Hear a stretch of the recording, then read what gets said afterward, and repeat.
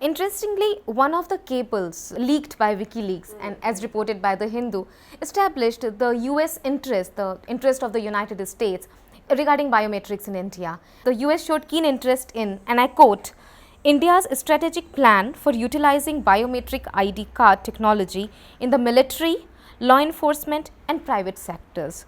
So, do you think that the whole exercise, I mean it is also done in the name of national security and securing people, that is actually leading somewhere to creating troubles in terms of security?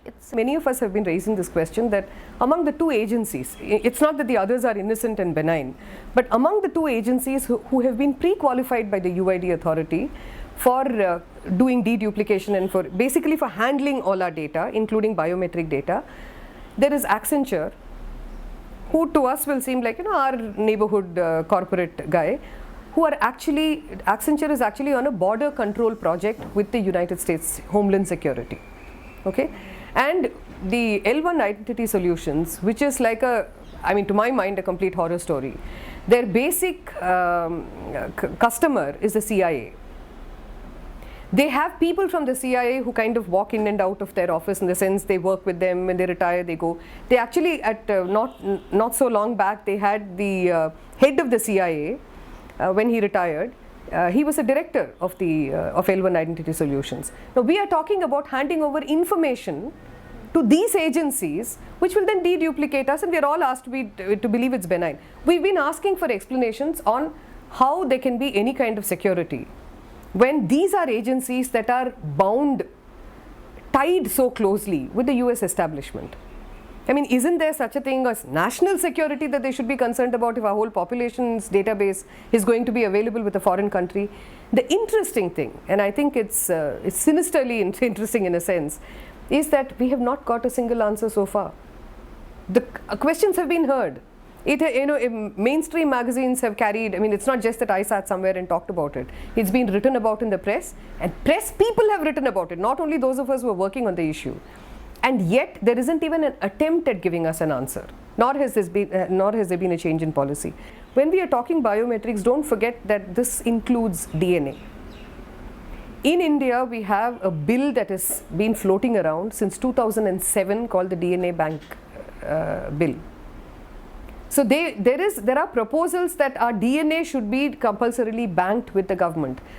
This is like, I don't think I need to explain to you how horrific it is to think that in a system where the state is already so powerful, has exercises so much power over people, now it's actually going to have various means of determining whether you are or you're not, and allowing itself to decide whether you exist or you don't within various sets of databases. So this is like a you don't need to be a conspiracy theorist to be worried about this. There have to be limits on how the state exercises domain over a population. Why would they do this? I see definitely one big role that there is for the biometric industry. Biometrics industry is a growing industry, and they need to push their product.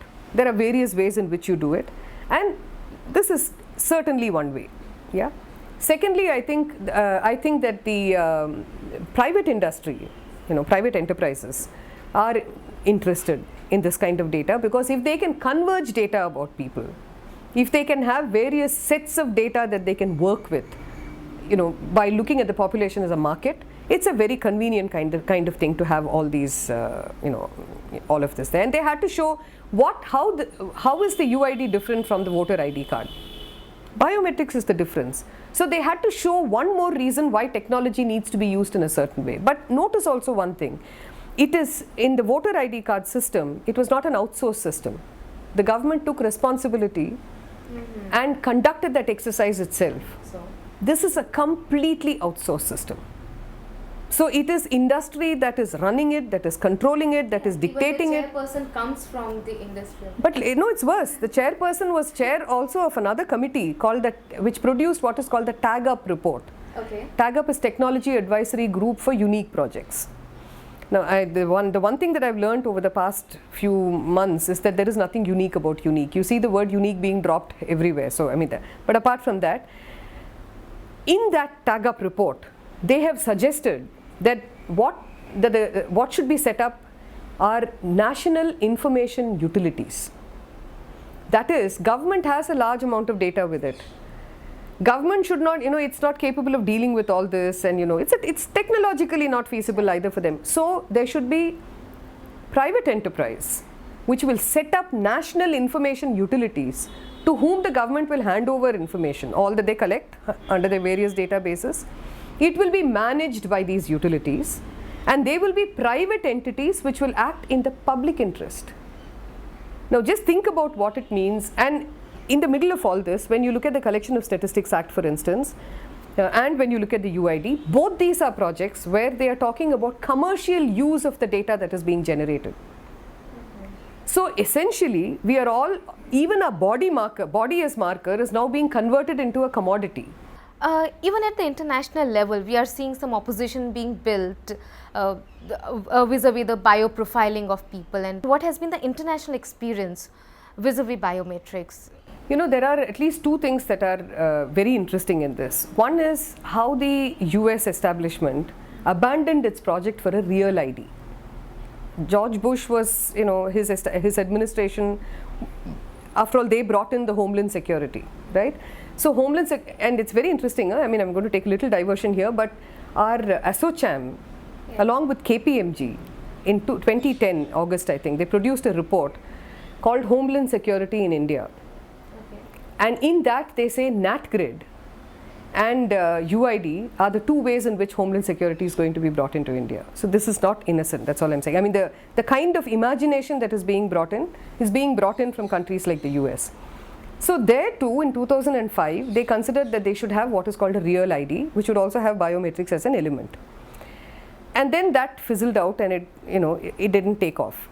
One of the reasons it didn't take off, I don't know how many other reasons there are, but definitely one of the reasons it didn't take off is because a set of scientists who were sponsored by the FBI, Coca-Cola, and so both government and non-government, private, and these enterprises sat and did a study of biometrics and came up with this, that over a large swathe of population and over a period of time, it is not possible to guarantee the uniqueness of biometrics. So they abandoned it, right? Now we are not even acknowledging that. We don't want to talk about it. In this government, we don't even want to talk about it. So you go ahead with it. Now if the American population is a large swathe of population, what is the Indian population? I'd really like to know. Right? So that's one experience. The second experience is in the UK, where the Labour government wanted to bring in this ID project where biometrics was going to be a part, and they abandoned it. And it's very interesting the language that was used when they abandoned it, when the Conservative government came in. So it's actually the Conservatives who said no to this.